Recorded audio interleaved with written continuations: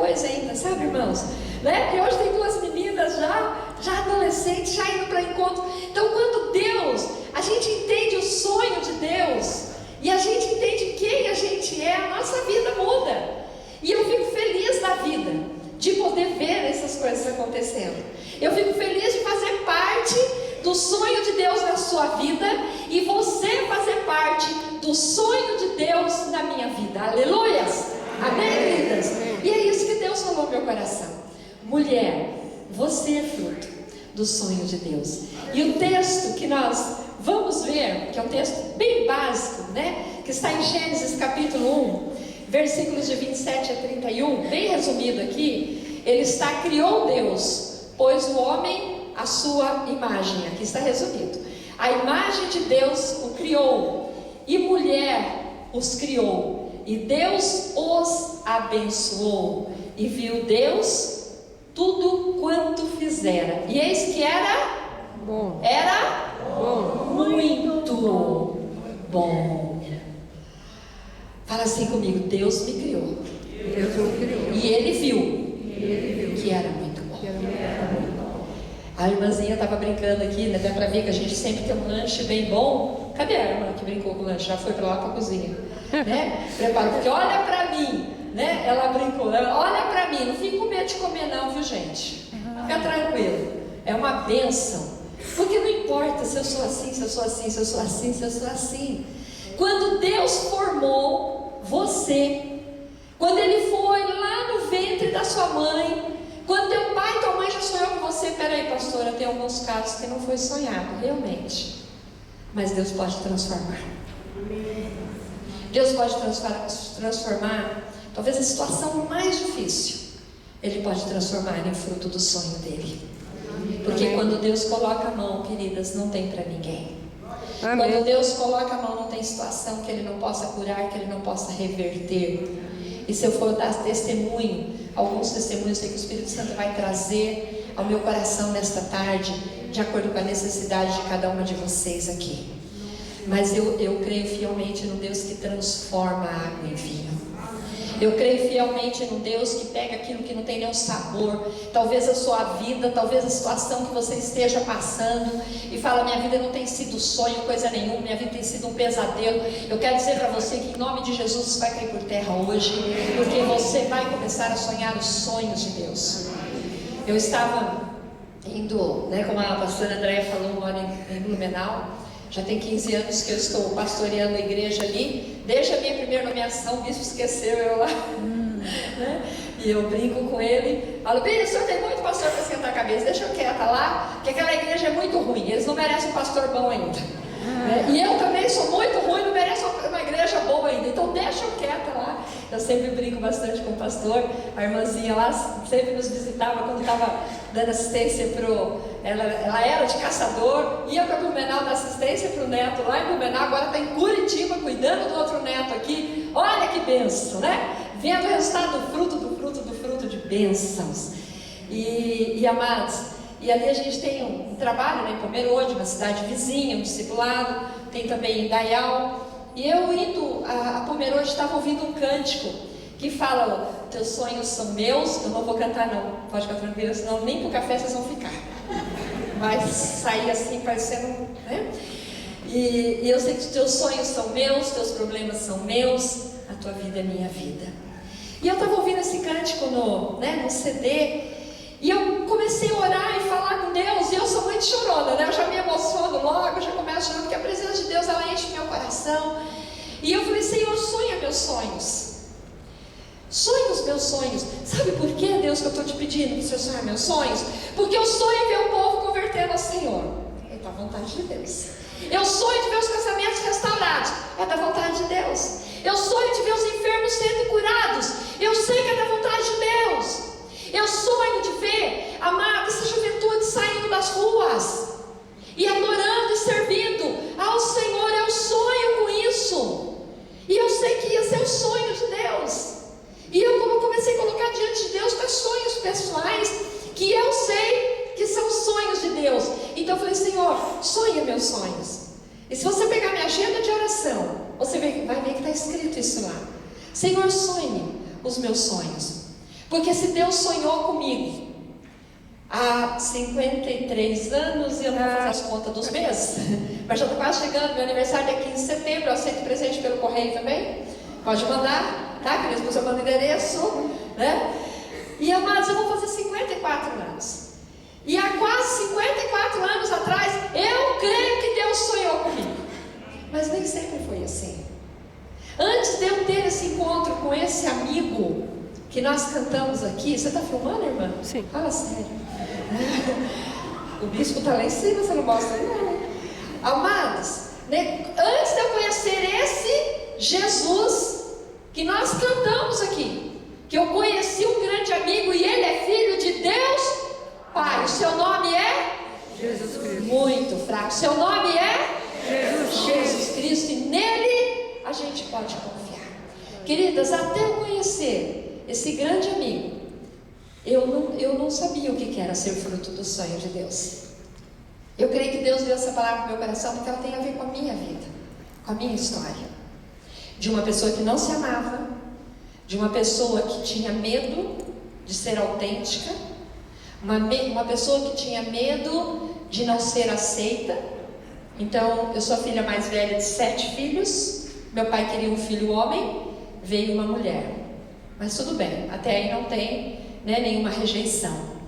Mas o meu pai tinha problema com o álcool, e em relação a isso nós tínhamos um lar um tanto conturbado. Meus pais moravam no sítio, meu pai ia para a cidade, ele vinha com doce na mão, com bafo de pinga na outra. Talvez algumas de vocês tenham a mesma história aqui parecida. E nós tínhamos medo do meu pai. E meu pai chegava meio alcoolizado, queria bater na minha mãe, eu filha mais velha, cuidava dos pequenos, chorando, aquela situação. Eu primeiro detestava ser mulher, por causa dessa situação familiar. Eu não queria casar, eu não tinha medo de ficar solteira, eu tinha medo de casar com alguém que fosse igual ao meu pai, por causa dessa situação familiar. Ele não era um mau pai, mas ele foi um péssimo marido. E eu convivi com isso tudo e ajudei a minha mãe nesse processo da criação dos filhos menores. Então eu pensava assim, para que vir ao mundo?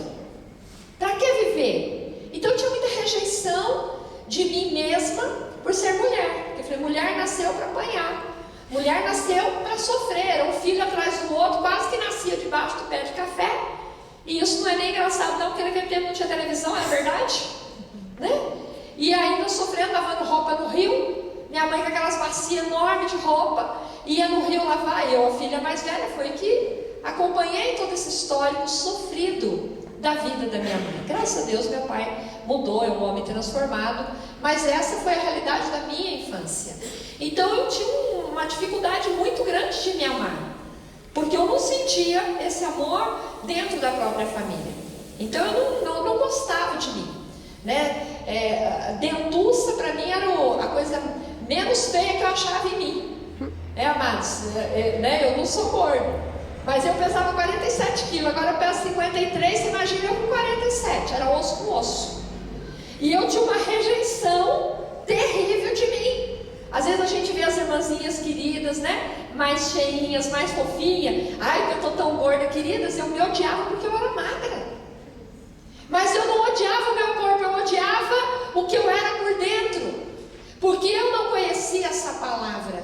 Eu não conhecia que havia um Deus que, apesar de uma família disfuncional, de um homem sem Deus, assim como era meu pai, mas Deus sonhou comigo e tinha um propósito na minha vida.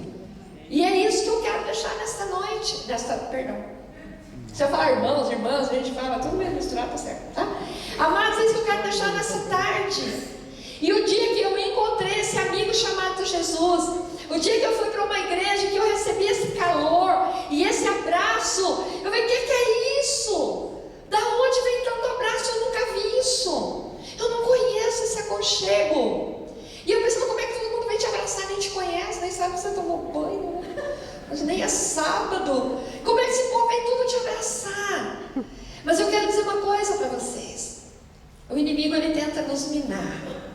Ele tenta minar a nossa alegria, ele tenta minar os sonhos de Deus. O nosso adversário, ele tenta roubar dentro da nossa mente E ele tenta nos frustrar de todas as formas possíveis. E quando eu comecei a ir para a casa de Deus, e não estamos aqui para falar de placa, nem de nome, por isso que eu não estou citando isso, porque não é isso que vem ao caso. Mas quando eu comecei a ir para a casa de Deus, e eu senti todo esse acolhimento. Queridas, quantas vezes eu estava sentada como vocês, né? Uma vez, tem casa pernambucana aqui em Curitiba? Tem. Tinha lá em Mandaguari, eu sou paranaense, viu? Eu estou lá em Blumenau emprestada, que ela fica emprestada há um tempo por lá, né? Amados, eu desejo do meu coração, Deus é que sabe. Amados, eu fui na casa pernambucana, tinha aquelas bancas assim de tecido, sabe, retalho? Eu comprei um retalho, veio na minha tia, ela fez uma roupinha bonitinha, eu fui para a igreja domingo, novinha de roupinha nova, sentadinha como vocês, sentadinha agora, né? Mas ela estava em pé também, na hora do louvor. O inimigo falava assim para mim: só é ridícula. Eu ouvia, queridas, só é ridícula essa roupinha de banca aí. Você não tem vergonha? Eu tô rindo agora porque ele que fica para lá, palhaçada dele, né? Essa roupinha de banca aí. E eu fui ficando diminuindo dentro da igreja. E eu fui diminuindo, me sentindo ridícula. Ridícula é ele, sem vergonha. Vai lá pro inferno, que é o lugar dele, né, queridas? E eu fui me sentindo ridícula. E ao mesmo tempo, vocês já assistiram o desenho do Tom e Jerry? Quem gosta do Tom e Jerry?